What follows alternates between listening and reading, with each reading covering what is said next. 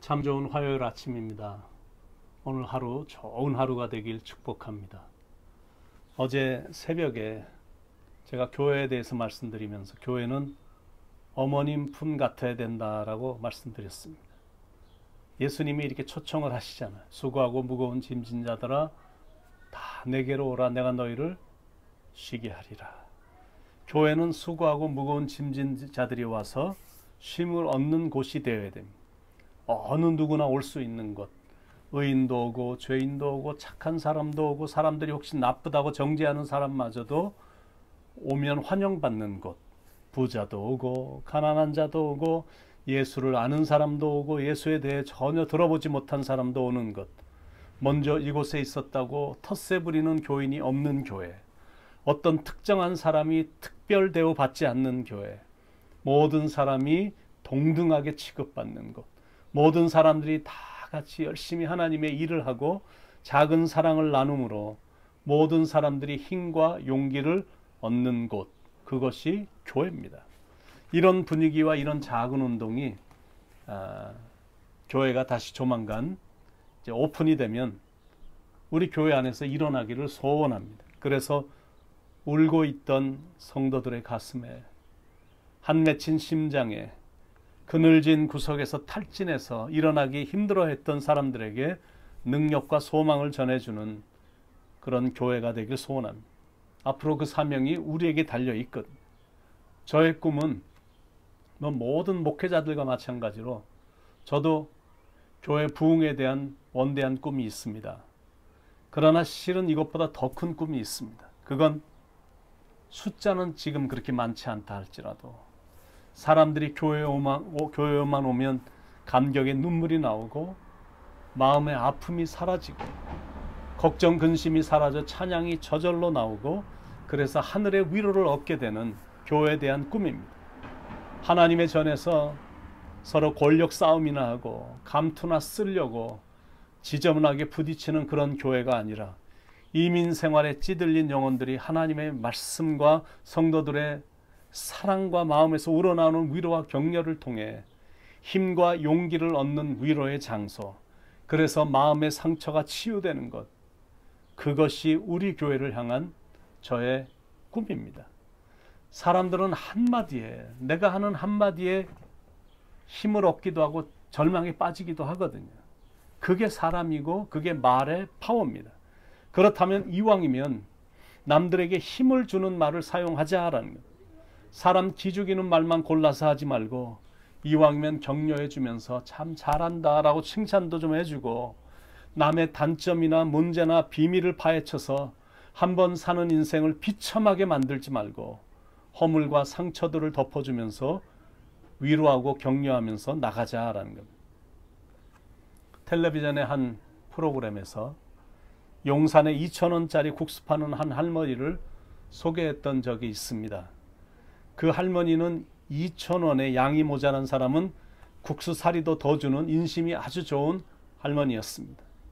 그 방송이 나간 후에 방송국으로 한 사람에게로부터 연락이 왔는데 파라과이에서 사업하는 한국 사람입니다. 이 방송을 해주셔서 정말 감사하다라고 말하면서 실은 자기가 그동안 그 할머니를 찾았다라는 거예요. 사연을 들어본 즉 자기가 사업에 실패하고 용산에서 노숙자로 살아가다가 사회에 대한 분노가 생겨서 불이라도 질러야 되겠다는 심정을 갖고 있었는데 어느 날 배가 너무 고파서 그 할머니 가게에서 무전 취식을 했다라는 것. 국수를 한 그릇 먹고 추가로 또 먹고 그리고는 계산을 해야 되겠는데 돈이 없으니까 후다닥 문을 열고 뛰쳐나간 것.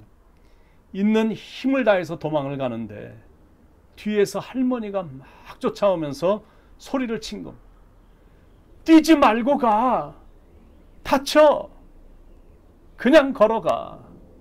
이 말을 들은 그 노숙자는 마음에 찡한 충격을 받은 겁니다. 그 한마디 말에 마음의 분노가 사라지고 한없는 눈물과 함께 감사의 마음이 생겨났다고 합니다. 그 마음을 고쳐먹고 파라과이로 이민을 가서 사업에 큰 성공을 거둔 겁니다.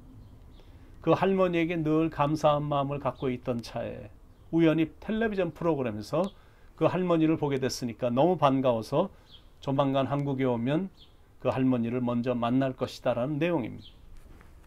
이런 한마디를 말하는 겁니다. 격려가 되는 말 한마디만 들어도 사람들의 상처가 치유가 되고 다시 힘이 솟아나니까 이왕이면 그런 사람이 되자라는 거예요. 그리고 이왕이면 그런 교회가 되자라는 거예요. 이사야서 40장 1절에 너희 하나님이 이르시되 너희는 위로하라. 내 백성을 위로하라. 이사야서 61장 1절로 3절에 주 여호와의 신이 내게 임하셨으니 이는 여호와께서 내게 기름을 부으사 가난한 자에게 아름다운 소식을 전하게 하려 하심이라. 나를 보내사 마음이 상한 자를 고치며 포로된 자에게 자유를 갇힌 자에게 노임을 전파하며 여호와의 은혜의 해와 우리 하나님의 신원의 날을 전파하여 모든 슬픈 자를 위로하되 무릇 시온에서 슬퍼하는 자에게 화관을 주어 그 죄를 대신하며 희락의 기름으로 그 슬픔을 대신하여 찬송의 옷으로 그 근심을 대신하시고 그들로 의의 나무 곧 여호와의 심으신 바 그 영광을 나타낼 자라 일컬음을 얻게 하려 하심이니라.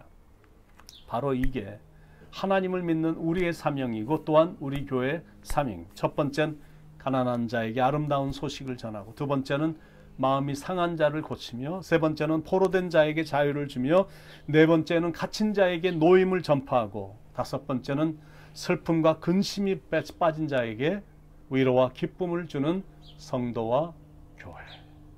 교회는 이렇게 마음의 상처가 치유되는 장소가 되어야 되고, 죄에서 자유함을 얻는 장소가 되어야 되고, 위로가 넘치는 곳이 되어야 됩니다. 가난한 자들이 와서 힘을 얻고, 생각지 않게 닥친 불행과 재앙으로 인해 마음을 상한 자들이 와서 치유를 얻고, 슬퍼하는 자들이 위로받는 것, 교회는 그래야 된다라는 것. 여기서 말하는 아름다운 소식이란 구원의 소식이거든. 억눌린 자들이 구원의 소식을 듣고 기쁨을 회복하는 것.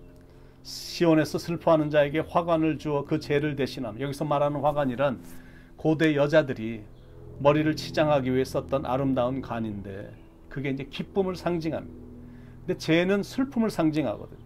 근데 찬송의 옷으로 그 근심을 대신하시고 슬픔을 기쁨의 찬송으로 바꿔주는 것. 죄 대신 화관을 내게, 슬픔 대신 희락을, 근심 대신 찬송의 옷을 입히사 우리로 여호와의 지으신 의의 나무 되어 주께 영광 돌리라. 여러분, 이 사명이 우리에게 있습니다. 슬픔을 기쁨으로 바꿔주는 사명, 그건 바로 위로의 말, 격려를 통해서 가능합니다. 유명한 음악가 거장 핸델은 워낙 뛰어난 사람이다 보니까 그를 시기하는 사람들이 주위에 많아서 그의 곡이 발표되는 공연장에 막 불량배들을 동원시켜서 막 공연을 못하게 하고 그랬었습니다. 핸델은 그 일로 인해서 충격을 크게 받아 끙끙 앓게 됐습니다. 그때 무명의 한 시인으로부터 격려 편지를 받았는데, 그리스도는 사람들로부터 버림받았으나 하나님이 부활시켜 만왕의 왕이 되게 하셨습니다. 힘을 내십시오. 그 글을 읽고 힘을 얻은 핸델은 23일간이나 금식을 하며 묵상을 했고, 24일째 되는 날 하인이 그의 방에 들어갔더니 핸델은 무릎을 꿇고 눈물을 흘리고 있었습니다. 얼굴은 환희에 찬 얼굴이었고, 하늘이 열렸다, 나는 전능자 메시아를 보았다라고 외치고 있었습니다. 바로 그 기간 동안에 불의의 역작 메시아가 완성이 된 겁니다. 충격은 사람을 쓰러지게 하지만 격려와 위로 말 한마디는 절망과 좌절에 빠진 사람을 다시 일어나게 합니다. 여기서 가장 중요한 단어는 우리라는 단어입니다. 그리고 그렇게 중요하지 않은 단어는 나라는 단어입니다. 물론 나라는 존재가 어떤 존재인지 제가 이미 지난주에 말씀드렸거든요. 결코 하찮지 않고 너무너무 소중하다고 말씀을 드렸습니다. 그런데 공동체 안에서 나를 너무 강조하면 문제가 많아집니다. 이 세상은 다 나 중심, 자기 중심이니까 문제가 많은 거거든요. 문제가 많은 교회도 나에서 우리로 의식이 바뀌지 않았기 때문에 문제가 많이 생기는 겁니다. 교회는 내 중심이 아니라 주님 중심이고, 나 혼자 걸어가는 곳이 아니라 함께 걸어가는 곳이기에 참 좋은 곳인데 나를 버리지 못하니까 계속 삐걱거리면서 가는 겁니다. 여러분, 시간이 참 빨리 지나가고 있습니다. 이웃을 돌아보고 성도들을 격려하는 시간들이 그렇게 많이 남지 않았습니다. 주님이 오심도 얼마 남지 않았고, 주님이 우리 때 안 오신다 해도 우리의 살 날이 그렇게 많지 않습니다. 이제는 내 가정이라는 작은 박스에서 벗어나 우리라는 큰 박스로 초점을 바꿀 수 있길 바랍니다. 믿음이란 나 중심에서 벗어나 우리 중심의 구조로 들어가는 겁니다. 그럴 때 진정한 성장과 성숙이 이루어지는 법입니다. 이제 서서히 집에서 나올 때가 다가오고 있는 느낌입니다.